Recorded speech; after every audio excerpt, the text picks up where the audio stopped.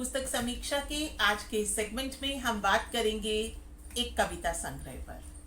कविता संग्रह का नाम है झलक और कवयित्री का नाम है सुनीता बंसल और ये पुस्तक मेधा प्रकाशन शाहदरा से प्रकाशित हुई है। कविताओं की बात करें तो इस कविता संग्रह में हर रंग की कविताएं हैं। कविताएं जीवन से जुड़ी हैं और निरंतर जीवन की हर विसंगति को चिन्हित करते हुए ढूंढते हुए एक बड़े फलक पर हमें अपने साथ बहा करके ले जाती है। सुनीता बंसल जी एक जानी मानी समाज सेविका हैं और सामाजिक कार्यों से जुड़ी हैं। समाज की समस्याएं, अपने आसपास जुड़े हुए विषयों को लेकर के इस कविता संग्रह की रचना की गई है। कविताओं में बहुत सारे अलग अलग विषय हैं। कुछ कविताएं जहां महिलाओं की स्थिति के बारे में हैं, तो कुछ कविताएं राजनेताओं के बारे में हैं, यहाँ तक कि कुछ कविताएं मीडिया पर भी लिखी गई हैं। और इस तरह से वो किसी न किसी बहाने से हमारे समक्ष बहुत से प्रश्न चिन्ह खड़े करती हैं और बहुत सी ऐसी बातें कह जाती हैं जो सोचने विचारने लायक हैं। कविता संग्रह एक तरह से समाज का दर्पण है, आईना है, जो हमें बताता है कि हम कैसे समाज में जी रहे हैं। सुनीता बंसल के इस कविता संग्रह की भूमिका जानी मानी हास्य व्यंग्य कवयित्री निशा भार्गव जी ने लिखी है। निशा भार्गव जी ने भी अपने प्राकथन में भूमिका में बड़े ही सहज तरह से लिखा है कि सरलता में सफलता, यानी कि किस तरीके से सरल तरीके से व्यक्ति अगर कोई बात उठाता है और वो लोगों तक पहुंचती है तो वो निस्संदेह सफल होता है। यही बात सुनीता जी की कविताओं में भी हमें देखने को मिलती है।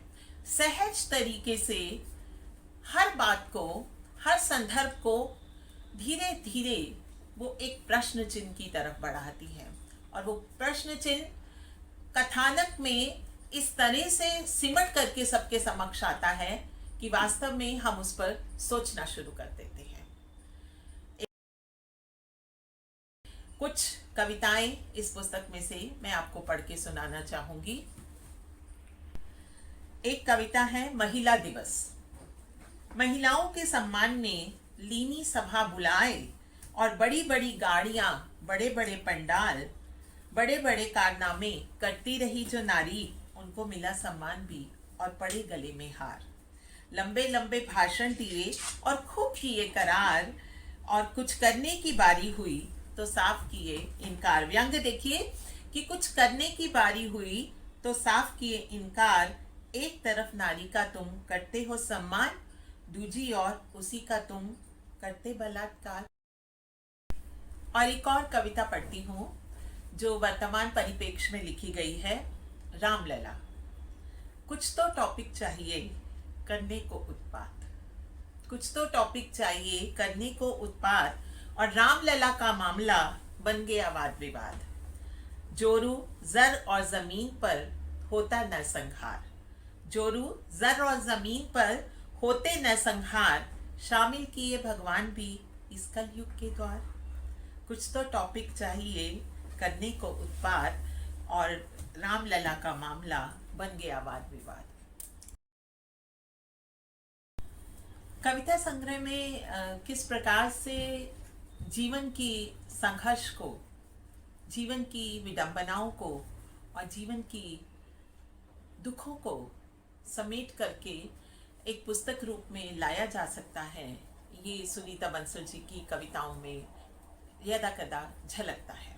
एक और कविता आपके समक्ष रखती हूँ कि न मिट्टी का है न चूने का घर, न लकड़ी का न लोहे का घर, ये तो है मेरी तेरी अभिलाषाओं का घर।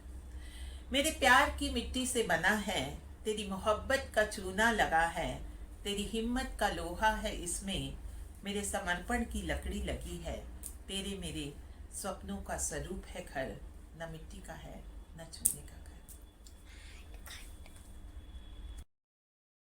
कवयित्री की कविताओं में कहीं कोई बनावटीपन नहीं है, एक सहज स्फूर्ति है, एक स्वयं में उन कविताओं का आनंद लेती हुई सी प्रतीत होती हैं।